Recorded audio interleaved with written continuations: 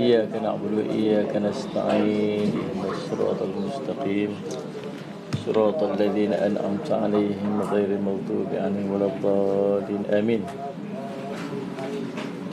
Sebelum saya serah pada Ustaz Jeffrey, nak minta kebenaran, ada beberapa benda nak cerita dengan Ustaz. Cerita.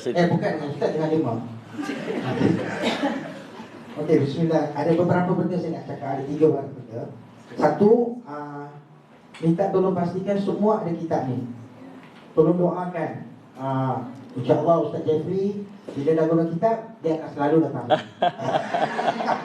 Saya nampak dah dia punya mainan dia tu. Nampak dah. Sebab apa Ustaz? Saya sini, saya strict Ustaz. Saya nak Darul Taklim, bila ada pengajian kena ada kitab. Dan walaupun Ustaz tu Ustaz ganti tu pun kena bawa kitab juga. Sebab kita nak belajar sini per syllabus. So yang baru sampai tu Islam tolong bagi kitab ke belakang tu. Tu ada kat sebelah tabung. Yang kedua, untuk makluman lah yang tak tahu pasal mengenai kami Darul Taklim ada anjurkan khusus jenazah. Khusus jenazah ni intensif. Dia 3 siri. 22 hari bulan, 29 dan 5 hari bulan. Cara Darul Taklim buat, mungkin sebelum ini pernah datang khusus kami, tahu cara kami buat, dia intensif. 22 hari bulan, ya ustazahnya ada sini, Ustazah Baria. Angkat tangan ustazah. So, slot pertama kita buat, slot pertama 22 hari bulan, kita akan buat soal jawab. Kan, slot pertama. So, start ketiga. Slot kedua 29, cara kami buat sini, kita buat khusus jenazah intensif. Biasa mana-mana, bukan saya nak bandingkan, tapi kena bandingkan juga. Biasa bila buat khusus jenazah ni, yang jadi modelnya seorang, potong kain seorang je. Tapi tak ada. Kita buat sini kaedah dia tu grouping. Setiap satu grup mungkin kita akan grupkan 5 orang, dan setiap satu grup dia akan jahit ikut sukat pada model yang ada nanti. Potong lepas tu jahit. Itu kita nak intensif. Bukannya kita seorang potong semua tengok, tak ada. Kita groupingkan tu, nanti ada urus dia, Ustazah Sharifah pun ada sini. Kita akan grupkan dan kita akan buat training tu. Dan yang ketiga, 5 November kita akan buat mandi jenazah.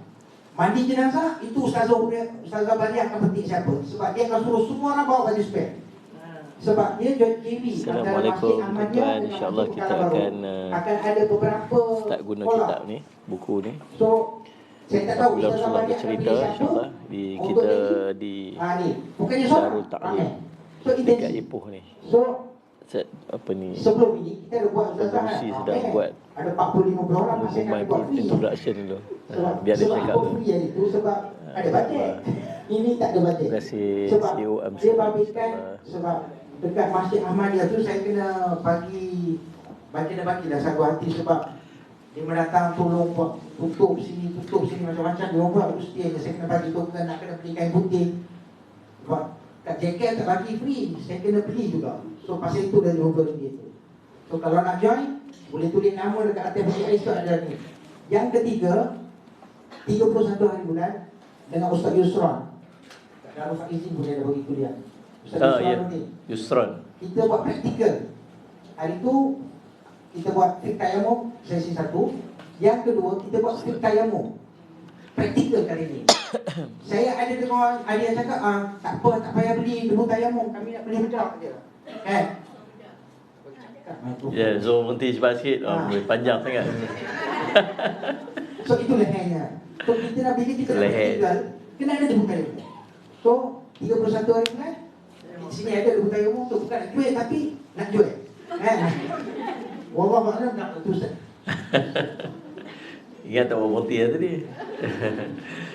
Alhamdulillah. Bismillahirrahmanirrahim. Assalamualaikum warahmatullahi wabarakatuh.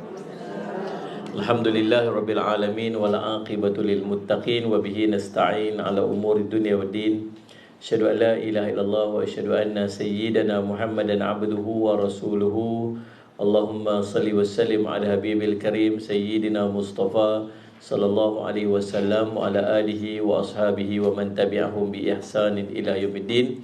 Subhanaka la ilma lana illa ma 'allamtana innaka antal alimul hakim. Rabbi shrah li sadri wa yassir li amri wahlul 'uqdatam min lisani yafqahu qawli. Amma ba'd. Yang saya hormati Kanda Ustaz Muhammad, Abang Nasir dan isteri dan seluruh keluarga, seluruh Ustaz Muhammad tenaga pengajar di Ustaz Muhammad Darul Ta'lim, seterusnya ustazah dan seterusnya sahabat-sahabat, para tetamu Ustaz Muhammad, hadirin dan hadirat yang dirahmati sekalian, alhamdulillah. Pertama-tamanya sepatutnya program kita semalam semalam. Tempat saya dia panggil kemarin. Kalau di Kedah di kemarin tu semalam lah. Tapi kalau kampung saya disebut yesterday. Yesterday. Jadi sepatutnya semalam. Tapi semalam ni agak sibuk sebab preparation, kami buat rehearsal untuk program 19 hari bulan besok. So saya nak alang-alang cakap ni takut lupa. Besok saya jemput semua. Bermula pagi kuliah subuh dengan saya. Kemudian kita ada pukul 9.30 pagi ada soal jawab agama bersama Baba Ismail Sipanjang, Ustaz Muhammad. Kemudian pada pukul 2.30 petang kita ada kuliah muslimat, selawat bersama muslimat, macam itulah. Dia ada program khas untuk muslimat je, kita tutup speaker pun untuk perempuan saja berselawat dekat tu, qasidah semua. Kemudian pada sebelah malamnya itu, kemuncaknya kita ada lantunan mahabbah Rasulullah SAW bersama Syekh Zainul Asri, Ustaz Muqti, Ustaz Muttalib Ma'ruf, Ustaz Muhammad, Ustaz Ni Abdul Aziz daripada Al-Ustaz, dan juga saya sendirilah. Jadi jemput semua esok majlis Rasulullah SAW daripada awal pagi sampai malam. Pilihlah nak main ikut, nak main separuh jalan pun okey. InsyaAllah ahlan wa sahlan wa marhaban bikum. Semalam kita ada program sepanjang hari semalam ni, buat rehearsal balik betul-betul sebagainya. Jadi itu yang tukar main hari ni. Tempat saya di Bandar Baru Kedah. Pergi sampai tol Bandar Baru tu, lepas tu keluar tol tu ambil kanan. Kanan Bukit Aping. Kanan nak pergi Jalan Serdang tu 5 km tepat daripada tol tu sampai ke madrasah saya, insya-Allah. Nampaklah nanti boleh sampai. Saya jemput semualah. Ahlan wa sahlan wa marhaban bikum yang berkelapangan, yang kalau boleh bawalah keluarga-keluarga semua mai sekali, insya-Allah kita raikan majlis Nabi sallallahu alaihi wasallam. Baik, inilah tempat pertama saya guna buku ni. Alhamdulillah. Ini buku saya yang buku saya yang ke-7. Tuan-tuan doakan, sebab saya azam setiap tahun saya akan keluarkan satu buku. Dan saya susun buku-buku saya ni, paling tidak ada 2 perkara yang saya susun. Yang pertama, saya nak buku saya ni boleh diamalkan. Sebab tu kalau tengok buku-buku saya jenis tak tebal-tebal, nipis-nipis sikit supaya senang orang bawa, senang orang amal. Pertama.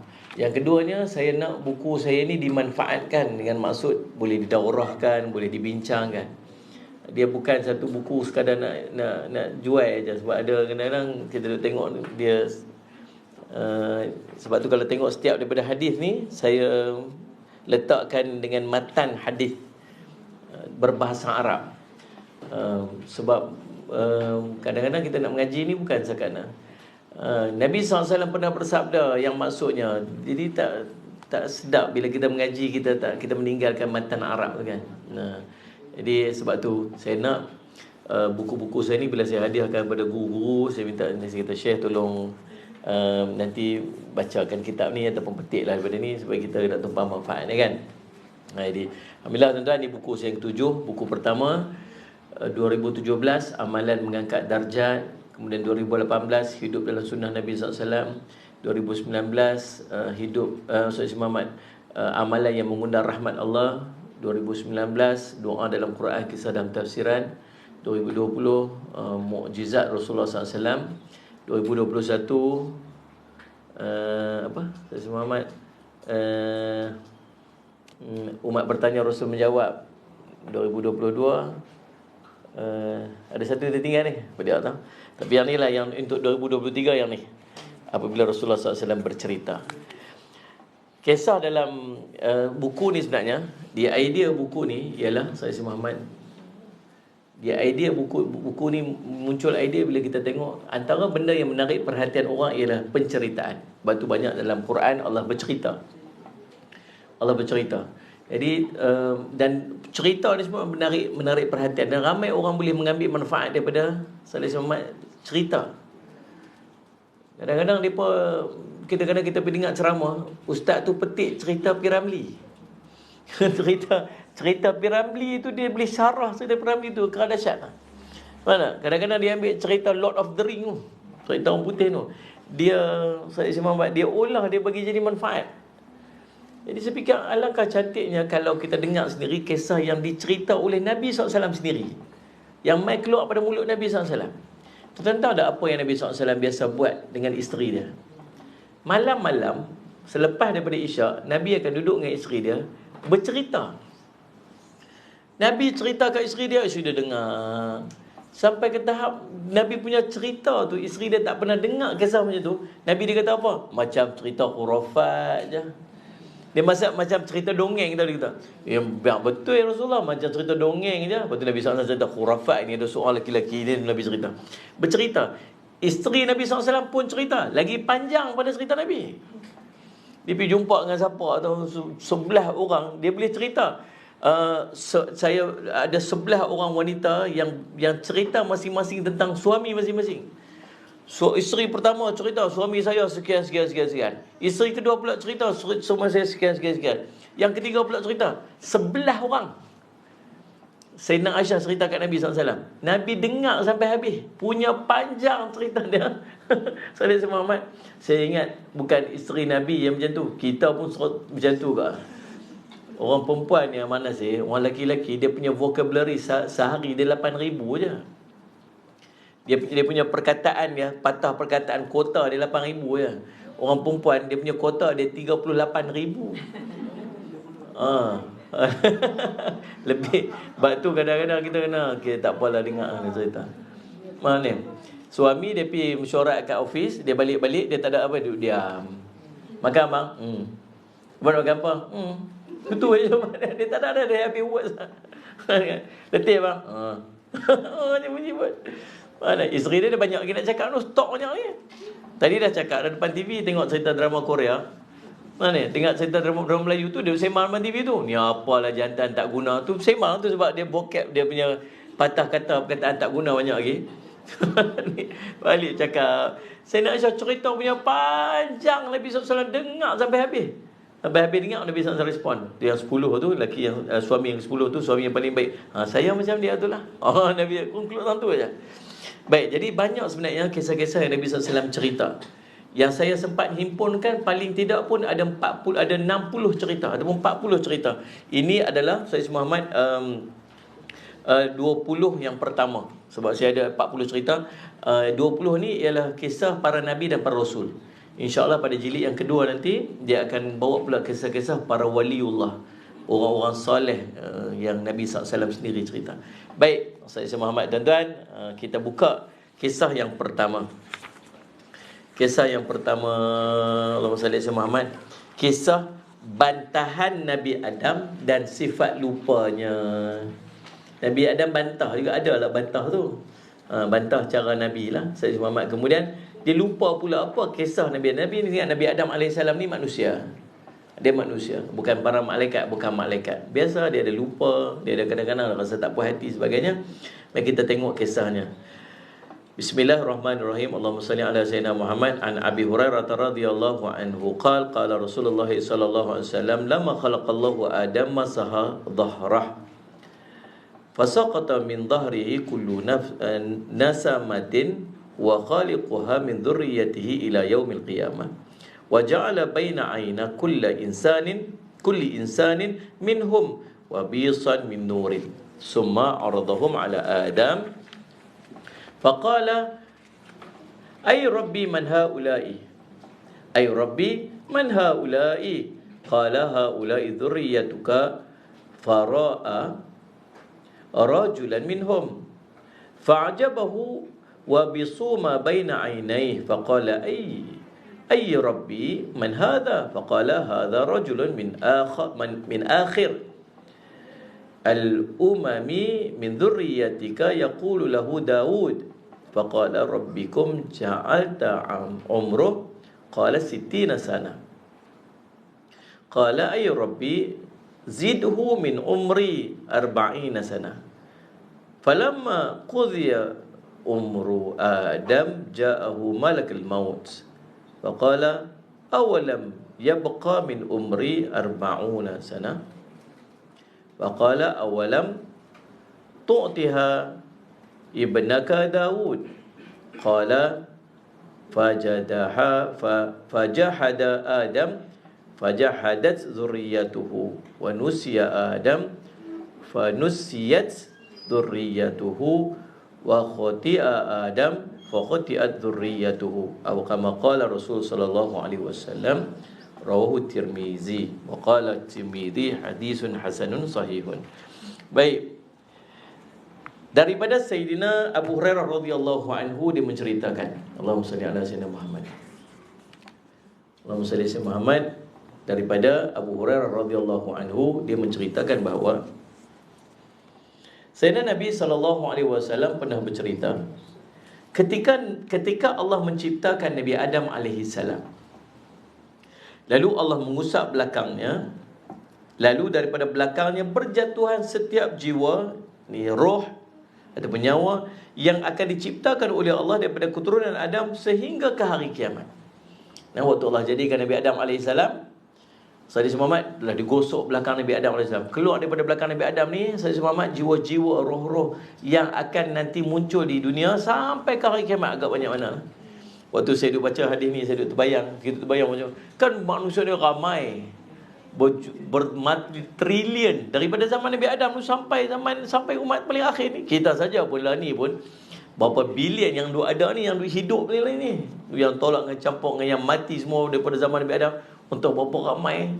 Kalau gosok-gosok keluar tu macam mana tu macam mana yang jatuh tu pun banyak duk ada kan. Tapi tak sedut bayang lah. Tak sedut bayang nanti macam mana keadaan ni kita tak tahu, wallahu alam. Lalu subhanallah, dan Allah menjadikan kilatan pada cahaya pada matanya. Saya sebut kilatan cahaya di antara kedua mata setiap orang daripada mereka.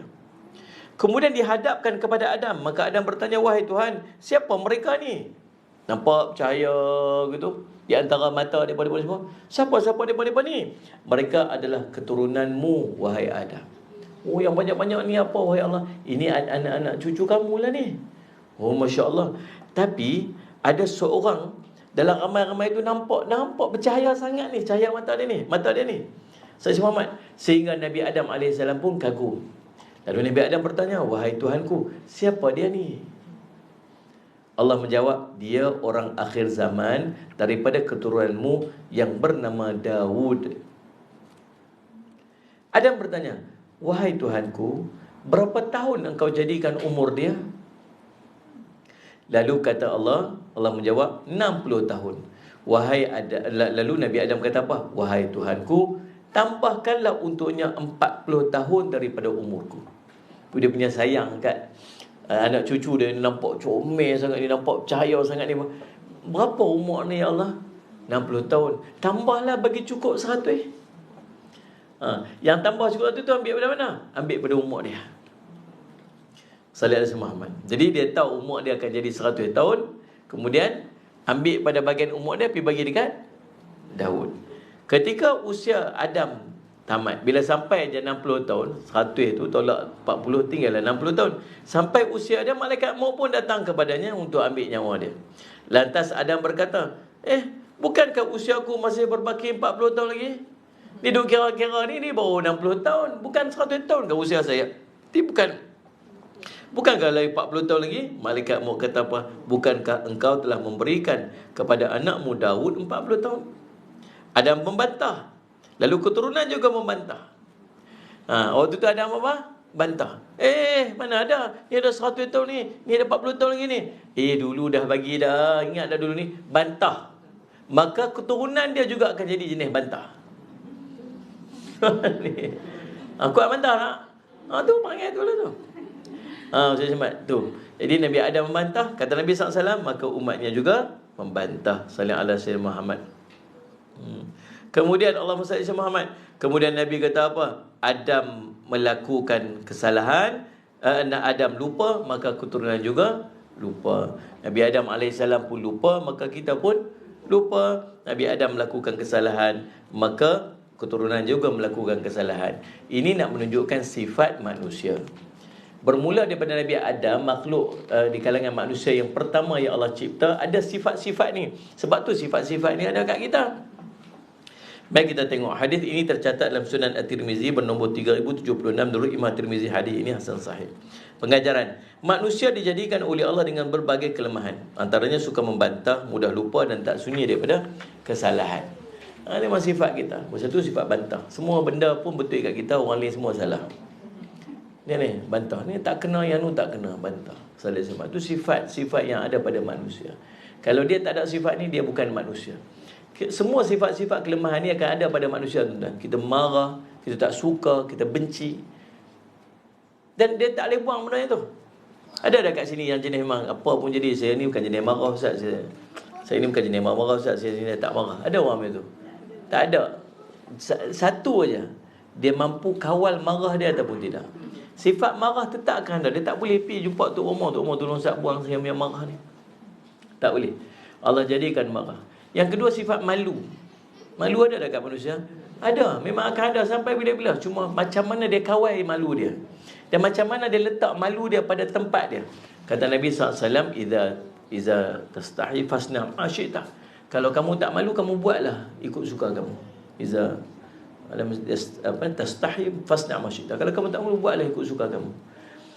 Ulama kata malu ni dia main daripada dua sumber, dua punca. Malu yang pertama, punca dia daripada fitrah. Dia Allah masukkan sifat malu tu siap-siap dalam hati dia. Dia tak boleh nak pergi buang malu ni nah. Dia tak boleh buang. Memang malu dia dalam handphone kita beli ni, dia ada dua benda. Satu dia panggil built-in, satu dia panggil install. Nah, built-in ni benda yang waktu dia buat manufacture waktu kat kilang tu, benda tu dia buah dah kat dalam tu. Dia tak boleh nak pergi buang benda tu. Kalau buang dia dah hilang sifat pada handphone tu. Ada satu lagi dia panggil install. Install ni dia masukkan application tu, WhatsApp dia bulan tu, Facebook dia bulan, TikTok dia bulan tu. Semua benda tu kalau dia nak uninstall boleh, dia boleh buang nanti. Malu ni Allah built in dalam hidup kita, bukan install. Dia tak boleh nak uninstall, tak boleh nak buang. Ni dia main daripada fitrah. Bila dia masuk fitrah ni, samalah malu ke, marah ke, apa benda semua ada, Allah jadikan dia dalam bentuk fitrah. Waktu kita di alam roh tu Allah masuk siap-siap dah. Jadi bila dia membesar, fitrah ni ada kat dia, malu ni ada kat dia, marah tu ada kat dia. Dan malu ataupun marah ataupun apa sifat yang ada ni, dia akan dipengaruhi dengan siapa yang duduk di sekeliling dia. Sebab tu anak-anak kita bila dia besar, kalau mak ayah ada jenis pemarah, jenis garang, orang utara kata pongoi, dia marah, maka anak dia juga akan jadi orang yang sifat dia macam tu, sebab dia dipengaruhi dengan orang. Ada dia membesar, waktu dia besar tu apa? Yang duduk sekeliling dia ialah orang yang tak erti malu. Tahu tak, mak ayah dia Salih Muhammad jenis togel-togel, pakai seluar lagu tu, pakai seluar pendek, tak tutup aurat, pergi buat maksiat, tunjuk kat orang. Anak dia akan berasa macam benda tu benda yang tak ada apa-apa. Betul tak ni? Surrounding dia akan mempengaruhi dia. Akhirnya dia besar dalam keadaan dia tak erti malu. Dia pakaiannya, tu tengok kadang-kadang influencer dia bukan influencer, dia pun macam yang duk jual produk ni. Kita tengok pun malu. Dia boleh pakai seluar dalam saja, perempuan ni. Dia boleh pakai seluar pendek, lepas tu buat gedik gitu. Ustaz tengok kan ada orang cerita. Kita tengok lagi tengok benda tu. Faham ni? Aduh, Salih Alaihi Muhammad jadi subhanallah. Tak malu. Tuan-tuan tengok anak-anak dulu ke mana? Anak dia main tu. Sama. Dia buat macam tu. Nak malu apa? Saya dulu, saya sekolah. Salih Muhammad. Saya ni, saya pernah mengajar sekolah. Ada budak-budak kadang-kadang merokok. Saya mengajar sekolah rendah. Saya guru sekolah, guru kelas darjah 4. Budak sekolah rendah serokok. Budak darjah 6 kena tangkap isap ganja. ni cerita satu negeri di Pulau Telajau lah. Satu negeri di Malaysia ni. Jadi macam biasalah dia isap ganja tempat macam tu sampai tahap macam tu. Antara alasan budak-budak isap rokok, dia tahu dia kata apa? Dia kata, pak saya pun isap rokok. Ni alasan common kita bisa dengar. Dia isap rokok, pak dia isap rokok. Kemudian Salih Alaihi Muhammad suruh anak pergi beli rokok. Anak beli rokok, Ustaz. Beli dahil 20 ke apa. Anak tu pergi beli rokok. Dia kata, kalau benda ni salah, mesti ayah saya tak buat. Kalau benda ni salah, dia takkan suruh saya buat. Ayah saya pun tak marah saya, Ustaz. Cikgu nak marah saya. Betul. Dia akan mencontohi. Tapi itulah situasi dia. Sebab anak kita, suasana kita akan membesar dengan suasana siapa yang duduk sekeliling kita. Maka ada orang tak erti malu. Dan malu ni akan hilang dengan apa? Nombor satu, malu ni akan hilang dengan suasana yang duduk sekeliling. Dia panggil bi'ah. Yang kedua, malu ni akan hilang dengan apa? Dengan Salih Alaihi Muhammad, benda yang dia ulang-ulang buat. Contoh, kita mula-mula waktu duduk sekolah menengah, contoh, ikut usrah, duduk dalam geng-geng kuliah, pakai tudung labu. Mana ni? Kaki pakai stokin, tangan pakai stongan. Stongan lah, apa lagi nak sebut? Sarung lengan. Jadi, elok. Habis sekolah, pergi kerja kat Kuala Lumpur. Bila pergi kerja kat Kuala Lumpur, kawan-kawan dia dekat rumah sewa tu kata apa? Kampung girl. Malu. Kita duduk kat KL ni bukan macam ni. Pakai, waktu tu dah mula pakai tudung singkat. Duk belajar nak tanggaikan, nak tukar daripada tudung labuh pada tudung singkat tu, dia malu. Pakai baju yang ketat, yang pendek dulu, pakai baju muslimah ni. Lepas tu dah pakai t-shirt pendek ni, sekali duduk tarik belakang. Pasal apa? Malu. Tapi esok pakai lagi, lusa pakai lagi, bulan depan pakai lagi, setahun pakai lagi, balik rumah kita tudung pun tak pakai dah. Pasal apa? Sifat malu tu dah hilang. Pasal dia ulang buat. Faham tak ni? Itu fitrah ni. Malu tu akan tetap ada, cuma malu ni dia akan berubah ikut suasana dengan siapa dia duduk. Lepas tu Nabi pesan, al-mar'u ala dini khalili. Seorang tu akan duduk di jalan agama teman rapat dia. Falyanzur ahadukum, perhatikan oleh kamu dengan siapa kamu berteman rapat, sebab dia akan pengaruh kita. Baik, yang kedua, malu ini akan mai dengan ma'rifatullah. Malu ni akan mai dengan ma'rifatullah. Ma'rifatullah maksud apa? Kenal Allah. Lagi dia kenal Allah, lagi bertambah sifat malu dia. Lagi dia kenal Allah, lagi bertambah sifat malu dia. Tak payah ambil contoh luar lah, contoh kita. Dulu kita bukan orang mengaji. Dulu kita orang tak mengaji. Bila tak mengaji, kita kurang kenal Allah. Sebab tu dulu kita tunjuk maksiat kita cerita ke orang. Kita buat maksiat apa-apa tak elok, kita cerita ke orang. Ada orang dia keluar disko, dia ambil gambar, dia tunjuk, kata dia pergi disko. Ada orang lagi dahsyat, dia minum arak, dia tunjuk gambar, tunjuk dia minum arak. Dia buat benda maksiat, dia tunjuk ke orang apa dia buat. Salih Alaihi Muhammad. Faham tak? Kita dulu tak tutup aurat. Kita ni Ustaz, nasib baiklah jumpa saya lah ni Ustaz. Kalau jumpa saya 20 tahun lepas, Ustaz pun terkejut ke? Dia kata kat saya, rambut macam hantu Kak Limah lagi. Ni yang pakai skut pendek mah, tu 20 tahun yang lepas. Ada tak gambar kita 20 tahun lepas? Ada? Kita tunjuk kat orang nak gambar tu. Dulu tunjuk kat orang nak. Tunjuk, gantung kat ni, gantung kat dinding. Mak kita balik, mak kita tengok gambar tu pun dia malu. Tak suruh tunjuklah gambar ni. Apa salah mak? Tak ada apa gambar tu. Apa masalah ni? Kita tak rasa apa pasal benda tu, tak ada apa. Pasal apa kita tak malu? Pasal kita jauh pada Allah. Tapi ada nak tengok budak-budak naik motor peluk-peluk dua-dua orang ni, dia bukan suami isteri, peluk. Malu tak kau orang? Orang tegur dia marah orang pula. Apa sibuk-sibuk pergi aku lah.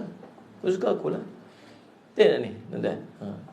Saya semua Nabi kata apa? Nabi kata semua umatku akan diampunkan dosa kecuali al-mujahirin. Semua umatku akan diampunkan dosa kecuali al-mujahirin. Sahabat tanya, al-mujahirin ni siapa Rasulullah? Siapakah al-mujahirin ni? Al-mujahirin ni ialah orang yang buat dosa pada malam hari dia, kemudian Allah tutup dosa dia, tapi esoknya dia cerita ke orang apa yang dia buat pada malam hari dia. Dia buat dosa sebelah siang dia, Allah tutup dosa dia, tapi sebelah malam tu dia cerita ke orang apa yang dia buat pada sebelah siang dia. Ada tak orang macam tu? Berlambak orang macam tu lah ni. Dia guna Facebook dia guna TikTok dia guna Instagram dia cerita maksiat apa dia buat tanpa sikit pun rasa bersalah. Kita dulu pun macam tu. Nasib baik dulu tak ada TikTok ya tuan-tuan ni. Ni, nasib baik dulu tak ada handphone je kita ni. Kalau tidak, satu kampung, satu dunia tahu apa kita buat. Alhamdulillah tuan-tuan. Tapi subhanallah, lepas Allah bagi hidayah kat kita, kita mula main mengaji. Kita duduk dalam majlis ilmu. Benda pertama yang main daripada Salih Asy Muhammad, Allah bagi kat kita bila kita start kenal Allah ni, sifat malu. Sebab tu kita malulah kalau orang nampak balik apa kita buat dulu. Tengok malunya kalau orang tahu apa kita buat dulu ni. Sebab tu tuan-tuan, peringkat malu pertama bila kita kenal Allah, kita start kenal Allah, malu pertama dia, peringkat dia ialah kita mula meninggalkan maksiat di depan orang. Tapi belakang orang buat lagi. Ini peringkat pertama. Dia dah mula dah berubah tu. Dulu depan orang ke belakang orang, aku suka akulah. Tapi bila start pertama tu, Sayyid Muhammad, dia lagu mana? Dia mula depan orang dia baik. Ni, main mengaji, ngaji baik. Balik rumah, duduk seorang-seorang. Ni, dalam kereta, dua orang mengumpat.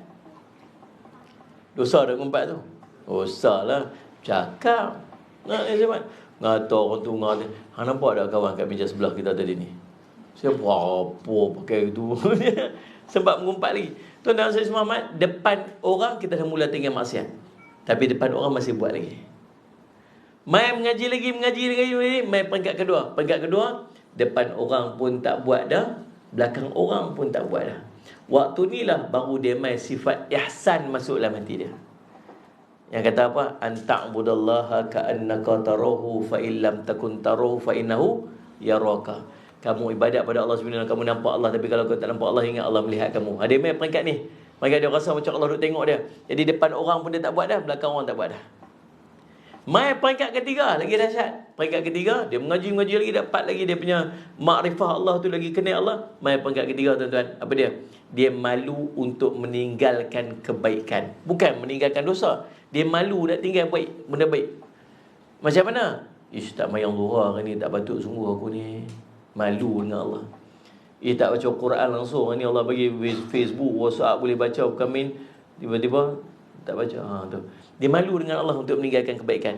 Dan maksudnya sifat malu ni dia main dengan ma'rifatullah.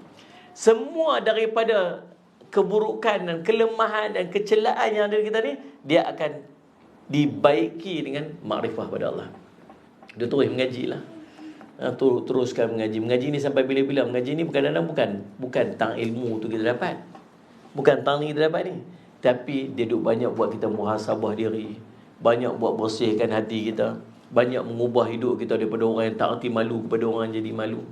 Maksudnya buat kita ni reti nak kawal dia, antara marah yang mana boleh lepas dengan marah.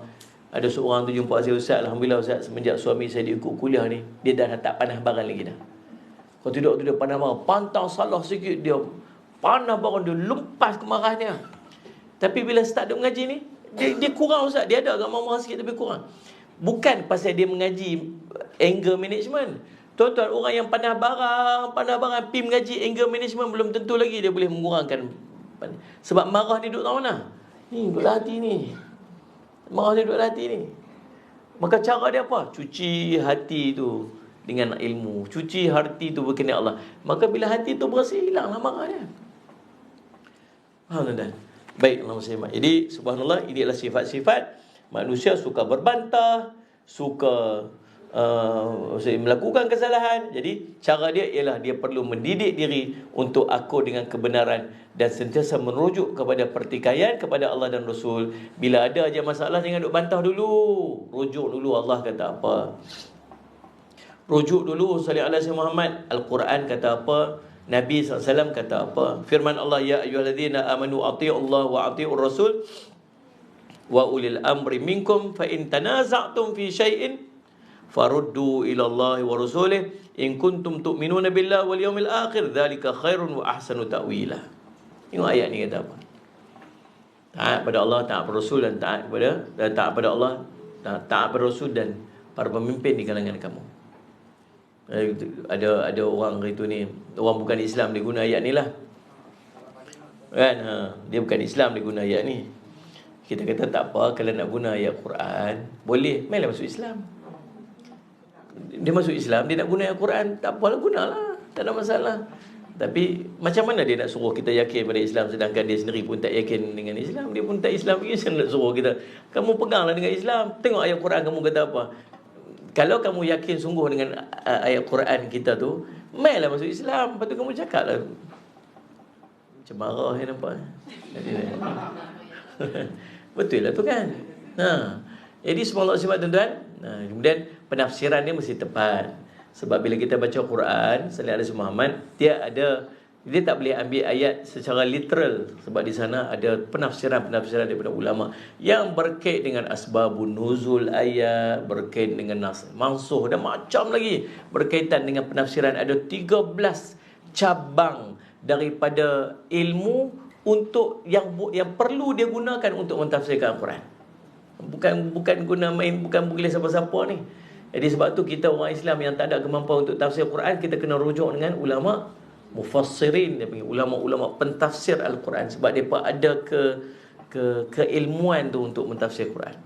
Ulama kata apa? Ya ayyuhallazina amanu atiiullah. Bila sebut atiiullah, ada atii'u di depan, maksud ketaatan itu ketaatan mutlak. So tak boleh nak curi, tak boleh. Taat pada Allah, taat yang mutlak.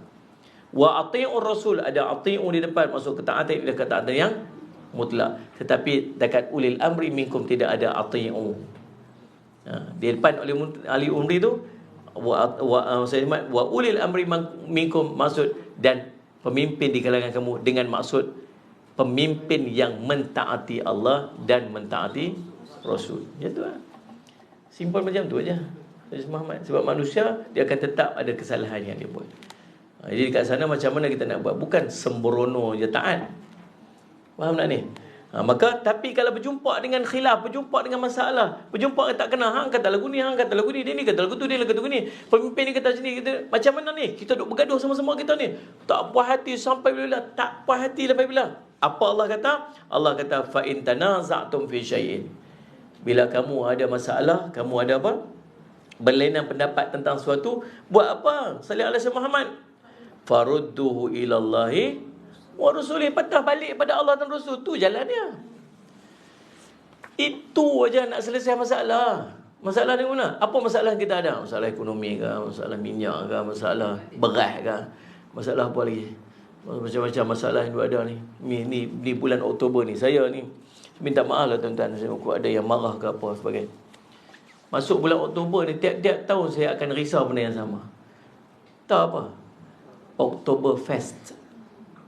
Oktoberfest ni tuan-tuan, dia satu perayaan ataupun satu festival di Ulrich, ULRICH tu, dekat mana? Dekat Jerman. Lama dah festival ni. Cuma festival ni mula di Allahumma salli Muhammad, dikaitkan dengan arak. Dia panggil festival arak.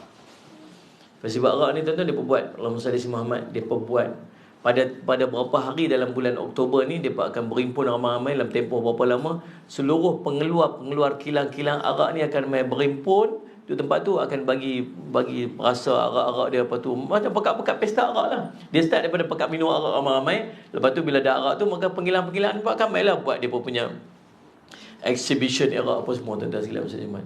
Jadi subhanallah Sayyidina Muhammad, lepas tu Sayyidina Muhammad dia dekat sana tu, dekat negara Jerman tu, dah mula buat kat dalam negara kita. Berapa tahun dah saya dah sebut, tak payahlah. Nombor satu, negara ni negara Islam. Perlembagaan kita perlembagaan yang meletakkan Islam sebagai agama rasmi. Hormatlah. Majoriti penduduk kita orang Islam, hormatlah. Dia kata apa anda ni? Yang lebih menakutkan saya tuan-tuan, tahun ni dan beberapa tahun ni, dia dah tak guna dah perkataan apa-apa berkaitan dengan arak atau alkohol. Dia kata, Allahumma salli Muhammad, pesta kebudayaan Germany. German apa dia panggil? Culture, German Culture Festival macam tu. Bila dia letak sebagai pesta culture, maka semua orang, dia mengajak semua orang untuk pergi. Ini pesta budaya ni. Padahal semua orang maklum dan kita tahu bahawa itu pesta arak. Bahaya tuan-tuan. Saudara Muhammad. Macam hari tu yang jadi, Allahumma salli Muhammad, apa, Bon Odori, yang pesta hari hantu, untuk orang Buddha Chinese, bukan Japanese Buddha orang Jepun. Dia pun buat sana lama dah, beratus tahun dah dekat Jepun tu. Biar dia apa? Lepas tu main buat kat sini. Kita kata tak ada keperluan pun, tak perlulah kita sampai nak raih. Dia kata dah, ini perayaan kebudayaan. Dah, kita tengok lu apa yang ada kat dalam tu. Dah kita buat kajian, ulama-ulama buat kajian, termasuk mufti-mufti buat. Dia berkata tak, ini bukan perayaan kebudayaan, ini perayaan keugamaan.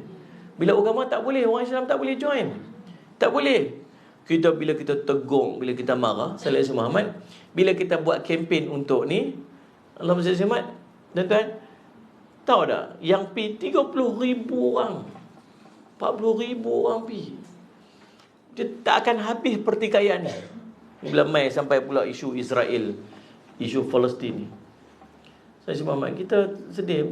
Semalam dengar ada satu statement, saya baca Keratan Akhbar dan statement salah seorang Perdana Menteri kita ni. Dia boleh sebut, dia kata Jerusalem itu adalah milik Israel. Siapa cakap ni? Tapi adalah kawan yang angkat dia sampai jadi menteri kan. Tu kadang-kadang saya tuan, kita nak kata apa? Cakap lebih. Tak boleh cakap. Macam itulah. Tapi takkan nak diam. Tembak je Ustaz. Diam. Bila Allah turun bala, antara benda 15 perkara yang mengundang bala, salah satunya bila arak diminum secara terbuka. Dia nak minum arak, minumlah. Aku suka mereka nak minum arak. Kalau mereka nak minum arak, kita bukan Islam, kita diharamkan daripada untuk minum arak. Orang Islam tak boleh minum arak, dan kita wajib melarang orang Islam untuk minum arak. Kalau ada orang Islam minum arak, kita akan wajib ambil tindakan kat dia. Kita kena tegur dia pasal dia orang Islam. Kita tak boleh berdiam diri, maksudnya. Faham tak? Tapi kalau ada orang bukan Islam minum arak, kita nak kata apa? Tetapi yang kita kata apa? Yang pertama, kena hormatlah ni negara Islam, negara Islam. Nak minum-minumlah di rumah hampa, tak ada masalah. Pada minumlah kedai hampa, kan ikut suka hampa lah. Pada minum sampai buncit perut hampa, kan ikut suka hampa lah. Tetapi minum-minum terbuka, dia dah melibatkan orang awam, melibatkan orang ramai, maka kita tak bagi. Sebab bila turun bala, bukan takat dia seorang kena. Nabi SAW cerita dalam hadis Riyadhus Salihin. Dalam kitab Riyadhus Salihin ada hadis yang terawal dalam bab niat, Imam Nawawi himpunkan kepada kita. Salah satu hadisnya berkaitan dengan niat. Bila Nabi SAW cerita ada satu kelompok yang dalam perjalanan untuk pergi merobohkan Kaabah. Dia dalam perjalanan untuk pergi roboh Kaabah. Lalu Allah turunkan bala, Allah tenggelamkan dia dalam tanah. Lepas tu Sayyidina Aisyah kata, Rasulullah, bukankah dalam perjalanan tu ada orang yang dalam balik rumah dia, ada orang nak pergi kerja, ada orang nak buat kebaikan? Nabi kata, ya betul. Tapi nanti mereka akan dibangkitkan dengan niat mereka masing-masing. Tapi waktu kena tu semua kena dulu. Nanti bangkit daripada mahsyar baru, oh dia ni nak pergi kerja, kita tak apa, dia selamat. Oh dia balik rumah, dia selamat. Tapi bila kena bala, semua kena sekali. Sebab tu kita tak mau benda tu, sebab tu kita tegur. Tak boleh. Tak boleh tegur. Bila tegur kita pula yang salah. Bila kita nasihat, kita pula duduk pada tempat yang tak kena. Waktu jadi Covid dulu, kita kata Islam suruh buat macam ni, Islam suruh kuarantin. Nabi tak betul ini. Kalau kita tak buka sempadan ni, macam mana orang nak pergi melancong? Kita kata Islam ajak macam ni, Islam ajak macam ni, orang tak faham apa semua. Tentang saya semua, sedangkan Allah kata apa? Kalau ada je perselisihan di kalangan, buat apa? Balik pada Allah, balik pada Rasul. Tu jalannya. Itu aja jalannya. Allahumma salli ala Muhammad. Dalam tempoh 2 tahun ada lebih 200,000 anak luar nikah. Betul. Anak luar nikah ni tuan-tuan, Sallallahu Alaihi Muhammad, dalam tempoh 2 tahun sahaja, tahun 2017, 2018 kalau tak salah saya, lebih 200,000 anak luar nikah. Setiap minit ni kita duduk ceramah 1 jam ni, berpuluh orang anak luar nikah lahir dekat Malaysia. Ni kan luar negara dekat Malaysia ni. Anak luar nikah, anak yang lahir daripada perzinaan. Mana? Kita kata apa? Baliklah hukum Islam. Allah kan tunjuk jalan dia. Allah dah bagi jalan dia. Kalau orang berzina, muhsan lagu mana, muhsan macam mana, yang dah berkahwin macam mana, yang tak berkahwin lagi macam mana, apa tindakan dia buat. pergi sampai Jerman, pergi belajar kat sana macam mana cara nak handle budak-budak yang mengandung luar nikah. Akhirnya end up-nya buat sekolah mengandung. Buat sekolah mengandung. Projek pertama sekolah mengandung dekat Melaka. Beratuk orang nak masuk. Selesai masalah tak? Tak. Ada cadangan pula, kita edarkan kondom percuma dekat budak supaya tak mengandung. Habis buat tak? Buat juga. Selesai tak? Tak selesai. Tahu kondom? Bukan kondominium tu, saya pun mau. Saya Muhammad. Selesai. Betul, buat apa lagi? Saya baca waktu tu artikel tulis. Dia panggil, kita buat baby hatching. Baby hatching ni dekat hospital-hospital tertentu. Dia ada satu tempat, ada satu pintu. Kalau tak mau, kalau anak yang lahir tak mau, pergi buka pintu tu, letak kat situ, tutup balik, pergi. Kamu tak akan diambil tindakan asal budak tu selamat. Berapa banyak budak-budak yang telah berjaya diselamatkan. Dia berbangga tentang tu. Selesai tak masalah? Tak selesai masalah. Masalah, nak selesai masalah macam mana? Balik pada Allah Rasul. Allah buat kita ni, Allah jadikan kita ni dengan panduan yang nama dia Al-Quran. Kita beli kereta 4-wheel drive, beli kereta Hilux 4-wheel drive tu, dia main buku manual book. Dah tukar minyak enjin lagu mana, tayar pakai besar mana, pam angin minyak mana, minyak pakai jenis apa, bla bla. Ikut je buku manual book tu. Eloklah kereta tu. 10 tahun boleh pakai lagi, kereta tu elok lagi. 20 tahun boleh pakai lagi, kereta tu elok lagi. Pasal apa? Pasal ikut manual book dia. Tapi kalau beli 4-wheel drive tu, Toyota Hilux tu, tapi pakai manual book Pro 2 Viva ni, pakai yang ni minyak, pakai tukar ni pam minyak ni, pakai tadi, jadi ke mana kereta tu? Rosak. Tak ada sama. Allah ciptakan kita, dia tahu apa yang kita perlu. Macam mana nak selamat kita? Panduan dia satu je, nama dia Al-Quran. Hadis mai syarahkan Al-Quran tu bagi kita faham lagi. Tapi tak mau ikut, kita ngakai kita. Sampai bila pun takkan selesai. Manusia akan duduk dalam perkelahian sampai bila-bila selagi Al-Quran dan hadis kita tak patah balikkan dia. Itu ni. Anak saya aksiden dekat Yaman. Dia naik 2 orang naik motor. Naik motor 2 orang, saya Syekh Muhammad nak pergi makan burger je. Teringin nak makan burger, ajak kawan dia. Jom kita pergi beli burger saja dekat Yaman tu, dekat Hadramaut. Lalu naik motor, waktu on the way balik dah dekat maghrib, nak kejar untuk solat maghrib. Sampai dekat simpang, tiba-tiba ada Hilux sebiji, Hilux orang Arab Badui. Dia U-turn, langgak betul dalam pintu driver tu, langgak tu. Anak saya kena dekat cermin tu, koyak sini, patah hidung. Koyak sini, koyak mulut ni, hidung patah, begitulah. Alhamdulillah lah, berparut je lah. Kawan dia seorang ni kena terantuk dekat kereta tu, pelanting lepas sana.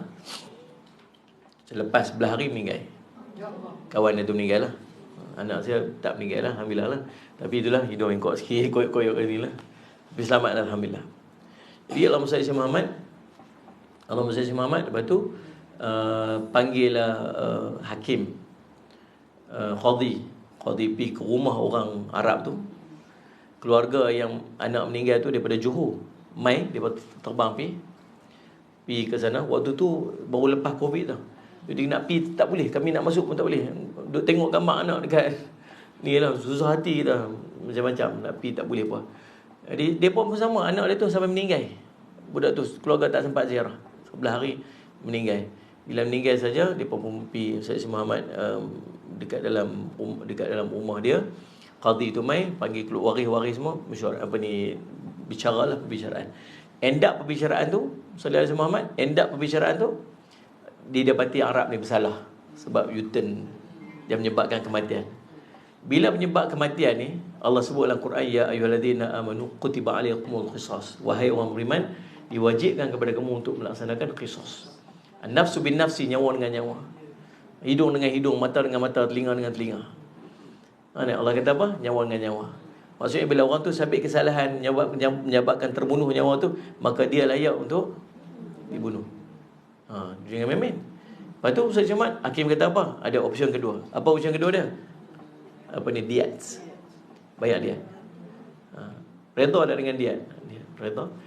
Diat ni apa? Bayar pampasan. Pampasan ni bayar kat siapa? Bayar kat waris. Bukan kerajaan. Siapa yang menentukan sama ada nak nafs binafsi ni, nyawa dengan nyawa ataupun terima diat ni siapa? Bukan hakim. Waris tu. Pasal yang hilang anak tu bukan anak hakim, anak waris tu. Waris ni buat keputusan. Apa ni nak ni?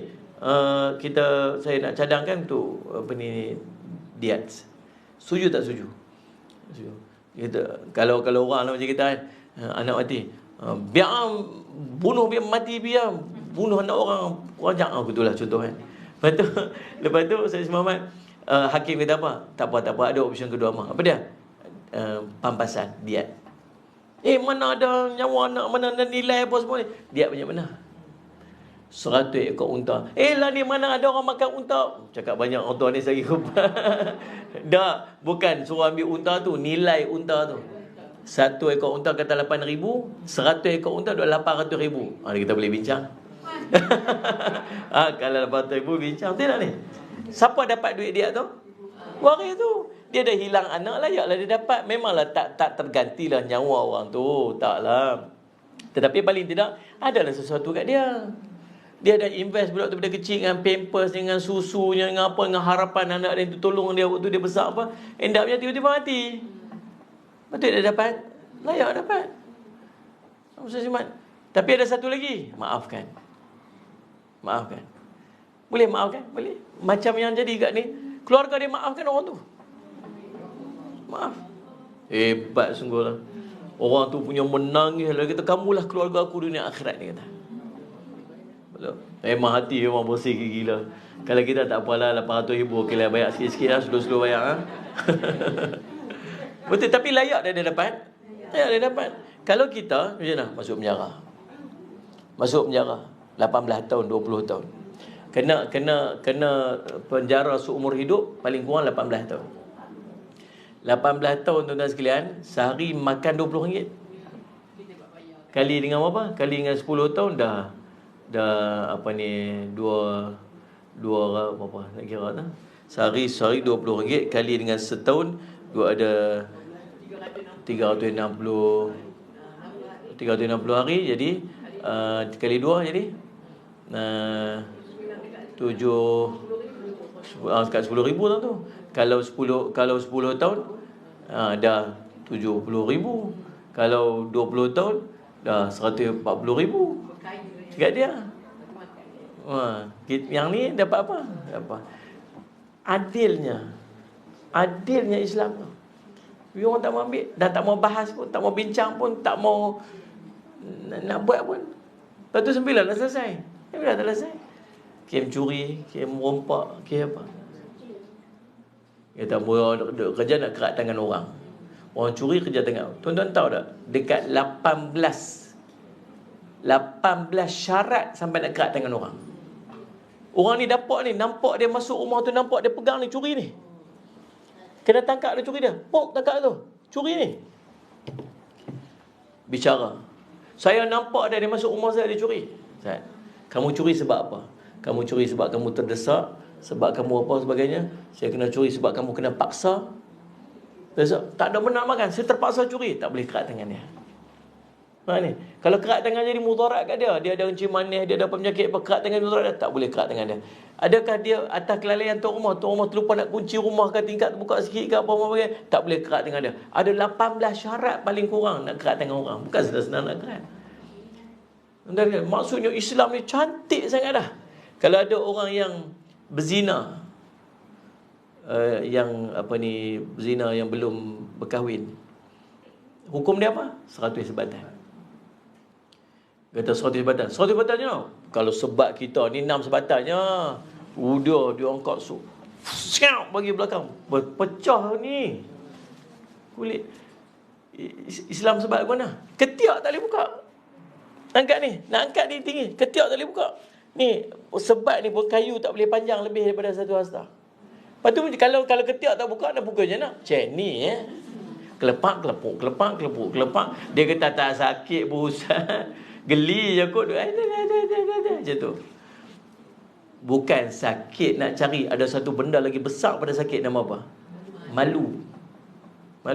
Bayangkan duduk atas pentas satu kampung, semua orang turun, semua orang menyaksikan. Kalau ada live kat tu, Facebook pula, dekat apa ni, Allahumma salli Muhammad, TV pula tunjuk ni, satu Malaysia tengok ni. Agak-agaknya dia tu nak ulang lagi dah. Dia tu tak ulang dah. Ni yang duduk bawah ni, hang jangan duduk buat macam tu. Pesan kat anak dia, jangan duduk buat panggang ni. Nampak tu? Semua orang tak akan berani buat. Betul tak ni? Dia lebih kepada prevent, nak mencegah. Dan Islam tak bagi duk cari. Tapi buka pintu rumah orang, cari tengok hang buat apa kat rumah, tak bagi. Nampak? Benda yang nampak obvious depan baru boleh ambil tindakan. Sebab tu orang berzina ke apa nak kena buat 4 orang saksi. Yang adil, bukan saksi yang fasik, adil. Mana nak cari saksi yang adil ni? 4 orang yang tengok dengan mata dia macam mana, macam apa ni, batang celak tu masuk dalam bekas celak. Gambaran dia macam tu. Macam pen tu masuk dalam tudung pen. Mana nak cari orang macam tu? Dia kata, bukan Ustaz, bukan 4 orang tengok, kami 10 orang tengok Ustaz. Hampa tengok dah, kami skoding tu. 10 orang tak boleh pakai saksi fasik, tak boleh pakai skoding orang. Tak boleh pakai. Saksi ni saksi yang adil pula. Jangan main-main. Maksudnya punya susahnya nak menghukum. Tapi kalau dihukum tu, maksud dia memang jahat sungguh-sungguh. Memang buat terang-terang lah. Layaklah dia kena hukum lagu tu. Tuan-tuan, tapi yang paling penting bila kita buat hukum Islam apa jadi? Allah limpahkan rahmat. Allah limpahkan aizah. Orang tak berani buat. Kita pergi Mekah tengok mereka tutup. Masuk waktu azan lagu mana? Tutup dengan kainnya. Mana ada orang pergi curi tak tentu. Tidak ni. Saya apa pasal aizah. Baik, maka apa saja masalah balik kepada fa in tazanasum fi syai'in faruddu ila Allahi wa rasulih in kuntum yu'minuna billahi wal yawmil akhir. Seandainya kamu beriman pada Allah dan hari akhirat. Sallallahu Muhammad. Zalika khairun wa ahsanu ta'wila. Maka demikian itulah lebih baik untuk kamu dan lebih baik akibat dia. Itu yang pertama. Bila nak berbantah-bantah, balik pada Islam, balik pada Allah dan Rasul. Tak usah bantah dulu. Relax dulu. Tengok apa Allah kata, tengok apa Rasul kata. Cuma kita tak faham apa yang Allah kata dan apa yang Rasul kata secara literal. Tak boleh nak faham. Macam mana cara dia? Tengok penjelasan ulama. Itu bukan kepentingan ulama. Yang kedua, kalau kita bagi menutup kekurangan dan sifat mudah lupa pula, manusia memerlukan tazkirah dan peringatan yang berterusan. Kita ni mudah lupa pula, sat-sat lupa. Saya ingat betul lupa pula. Sampai tak jam tang mana, tak kunci tang mana, lupa. Nak ingat saya kunci tak ke mana? Mayang. Dia suruh pergi jumpa Syekh dia. Ni abang nasihat kita berhenti kurban ni. Dia kena berhenti dah. Nak mayang zuhur dah ni. Nak mayang zuhur ni. So kita berhenti lah ni nah. Saya nak habis sikit ni, kita habiskan kita berhenti. Apa dia? Itulah tu tak habis ni. Jadi Allahumma salli Muhammad, dia pergi jumpa Syekh dia. Dia kata, wahai Syekh, saya ni jenis lupa. Ada satu barang tu saya tak kat mana tau. Sampai hari ni saya tak jumpa. Syekh boleh tak tolong bagi nasihat kat saya, bimbingan kat saya macam mana bagi saya boleh dapat balik barang tu. Syekh kata, kamu balik semayang. Kamu semayang 2 rakaat. Lepas tu kamu tak ingat lagi, kamu semayang lagi. Kamu tak ingat lagi, kamu semayang lagi. Sampailah kamu ingat barang tu kat mana. Dia balik rumah, dia semangat. Dia Allahu Akbar. Elok angkat takbir, ingat selalu. Habis tu dia pergi ambil barang tu, dia pergi jumpa Syekh. Dia kata, Syekh, betul lah Syekh. Betul yang Syekh kata tu. Bila cara nak ingat barang, rupanya sembahyang. Itulah cara dia. Bukan cara dia lagu tu. Itu menunjukkan yang sembahyang tu tak khusyuk tu je. Kita ni tak khusyuk sembahyang sebenarnya. Jadi subhanallah, sallallahu Muhammad jenis pelupa. Bila terlupa ni tuan-tuan, kata Nabi SAW, Allah sebut dalam Quran, bagi menutup Allah maksudnya kekurangan daripada sifat mudah lupa, maka kita sentiasa perlukan kepada tazkirah. Sesemat tazkirah ni maksud apa? Peringatan. Sebab tu kita ni kadang-kadang kita dengar satu-satu benda berulang-ulang. Ustaz ni cakap, saya Ustaz ni cakap benda sama lagi. Ustaz cakap, kadang-kadang Ustaz tu cakap benda yang sama. Kita kata apa? Ustaz ni ulang cakap benda yang sama je. Bukan masalah Ustaz tu cakap benda yang sama. Kita yang memerlukan kepada peringatan. Ada seorang tu, dia ada satu kuliah tu, dia bermain mengaji dengan kuliah Syekh dekat satu madrasah. Hari ni kita bincang tentang Allahumma salli ala Muhammad. Hari ni kita akan bincang tentang tolong anak-anak yatim. Demikian hadisnya, demikian Qurannya, bla bla bla, habis. Dia pun catat, selesai. Esok main balik. Assalamualaikum warahmatullahi wabarakatuh, tuan-tuan. Hari ini kita ada pengajian kita. Hari ini pengajian kita adalah berkisahkan kepada menolong anak-anak yatim. Dia berkata, semalam mengaji dah. Ustaz ni salah ke ni? Ustaz, semalam kita mengaji yang sama kan? Ya, kita baca hari ni tajuk dia tolong yatim. Dia pun nak catat apa? Catat. Mai hari ketiga, Salam Muhammad. Assalamualaikum tuan-tuan. Alhamdulillah hari ini kita akan mengaji berkaitan dengan menolong anak yatim. Kita share, kita 2 hari dah mengaji sama-sama. Tak apalah, kita mengaji yang tu hari ni. Dia pun dah tak puas hati dah, muka masih bersyukur dah. Mai hari keempat, Allah Salam Muhammad, mai hari keempat, ulang benda yang sama juga. Dia kata, Syekh, minta maaf Syekh, 4 hari dah kita mengaji benda yang sama Syekh. Kita Syekh, tak ada ke tajuk lain nak mengaji? Kamu tanya dekat saya, Salam Muhammad, tentang ulang mengaji benda yang sama. Tapi saya nak tanya kat kamu, tu anak yatim yang duduk kat depan rumah tu, yang duduk kat situ tu, siapa yang mengambil manfaat daripada ilmu yang kita mengaji pada hari pertama tu untuk beramal dengan ilmu tersebut? Tak ada. Faham tak? Kita sebenarnya, yang tu yang kita perlu sebenarnya. Macam mana nak jadikan ilmu tu jadi manfaat kat kita. Sebab tu kena selalu apa? Peringat. Dalam kitab Ta'limut Ta'lim sebut Sallallahu Alaihi Muhammad, antara adab seorang murid ialah dia tak berubah wajah dia walau dia mendengar ilmu yang sama daripada gurunya 1000 kali. 1000 kali. Kalau pada kali yang 1000 berubah muka dia, itu menunjukkan dia bukan ahli ilmu. Macam tu. Sebenarnya berulangnya ilmu yang kita dengar itu bukan sebab dia, sebab kita. Allah nak bagi kukuh ilmu tu kat kita. Allah nak bagi kita ni sentiasa ingat. Allah nak bagi kita jangan lupa. Dan kita beramal dengan ilmu tersebut. Bila kita satu kata betul. Kata Allah Khairi, kata Ustaz Allah Khairi, dia kata apa? Hampa duk kata, duk marah kat aku ulang cerita sama. Siti Nurhaliza duk menyanyi lagu Cindai je, hampa bayar 10,000 boleh kat dia. Dia akan lebih menyanyi lagu-lagu tu kan, lagu lep pun apa. Baik Sayyid Muhammad, Allah sebut dalam Quran, wa dzakir fa inna dzikra tanfa'ul mu'minin, dan tetaplah beri peringatan kerana sungguhnya peringatan itu manfaat bagi orang yang beriman. Surah Az-Zariyat surah 51 ayat 55. Dan bagi kesalahan pula, manusia perlu menutupnya dengan bertaubat dan beristighfar. Kita akan sentiasa buat mistake, kita akan sentiasa buat salah. Kita tak akan terlepas daripada melakukan kesalahan. Itu sifat kita manusia. Kullu bani Adam khata', setiap anak Adam mesti buat silap. Khairun qatta'in at-tawwabun, yang paling baik daripada kalangan orang yang buat salah ialah orang yang bertaubat. Allah sebut dalam Quran, ya ayyuhalladzina amanu tubu ilallahi taubatan nasuha asa rabbuka an yukaffiru ankum sayyi'atikum wa yudkhilakum jannatin tajri min tahtihal anhar. Wahai orang beriman, bertaubatlah kepada Allah dengan taubat yang semurni-murninya. Ini taubat nasuha. Mudah-mudahan Tuhanmu akan menutup kesalahan-kesalahanmu dan memasukkan kamu ke dalam syurga yang mengalir di bawahnya sungai-sungai. Tengok ayat ni cerita macam mana. Mula-mula Allah kata apa? Ya ayyuhalladzina amanu, wahai orang beriman. Pasal apa Allah mula dengan beriman? Bila main bab taubat, sebab orang beriman saja mampu rasa dosa. Lagi kurang iman dia, lagi dia tak berasa dosa. Orang beriman sikit pun rasa dosa dah, aku buat dosa. Lagi lemah iman dia buat dosa pun dia tak rasa dosa. Sebab tu Sayyid Muhammad, imanlah yang akan bawa orang tu rasa berdosa ataupun tidak. Kemudian taubat nasuha, 3 syarat kata Imam Nawawi. Yang pertama, berhenti buat maksiat. Yang kedua, Sallallahu Alaihi Muhammad, azam tak mau buat lagi. Yang ketiga, yang ni yang paling susah di antara syarat taubat, iaitu menyesal dengan apa yang pernah dibuat. Ini paling susah kali. Ni 3 syarat, besar lagu mana pun dosa, 3 syarat ni, cukup syarat ni Allah berhak untuk mengampunkan. Tetapi kalau berkait dengan orang, tambah lagi 1. Kalau berkait dengan manusia lain, tambah lagi 1. Apa dia? Kalau dia terkait dengan maruah dia, maaf dengan dia, pergi minta maaf dengan dia. Kalau terkait dengan harta dia, pulangkan untuk dia. Lagi tak buat dia, lagi tu tak selesai. Kita pernah ambil harta orang, kena bagi balik kat dia. Ceritalah berapa lama dulu. Kalau barang tu dah hilang, bayar balik nilai dia. Kalau dia dah mati, bayar pula dekat waris dia. Sebab sepatutnya jadi faraid, tapi duduk dengan kita. Pinjam duit RM1,000, orang tu dah mati dah. Duit 1,000 tu patutnya turun faraid kat anak dia. Tapi duit tu kat kita sebab kita tak bayar lagi kat dia.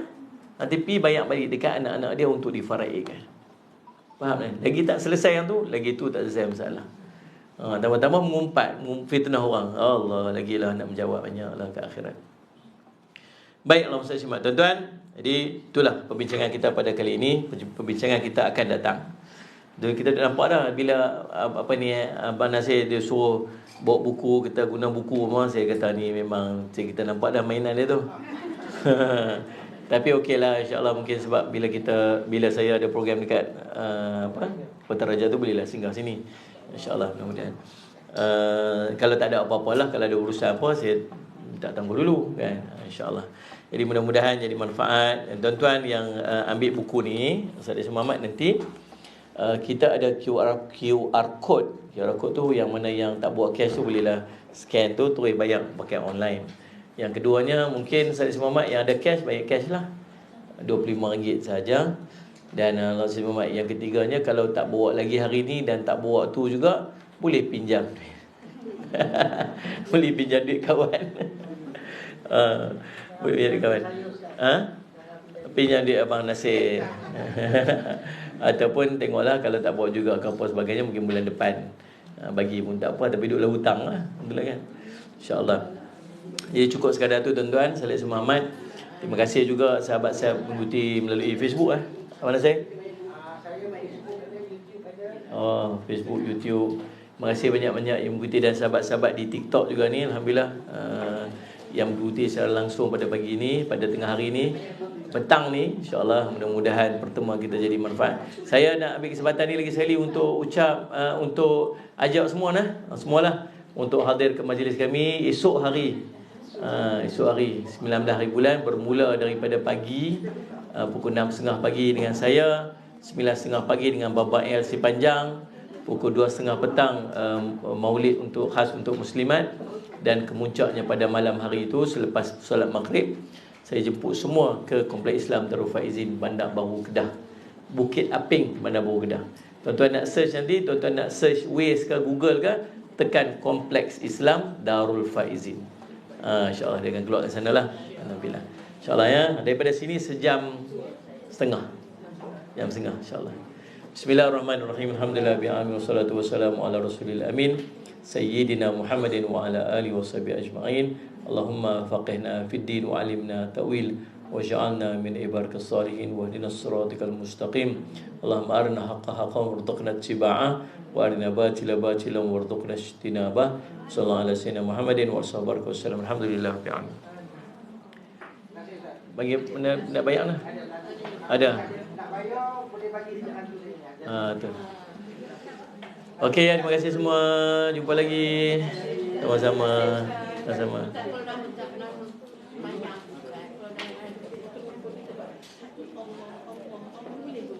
Jangan sampai bawa kita dengan, jangan sampai zikir kita yang selain daripada semayang itu melalaikan kita daripada semayang. Dia duduk semayang, tapi dia nak jaga tu, dia duduk Allah Allah Allah Allah, akhirnya dia sendiri lalai dengan yang tu, padahal dia kena fokus pada perbuatan dalam solat tu.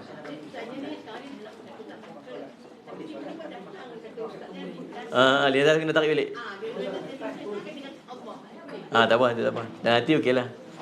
Ya. Sama. Baik. Siapa-siapa yang nak solat boleh solat sini ya. Okey, sama. Dah ada dah, bayar-bayarnya. Okey, sama.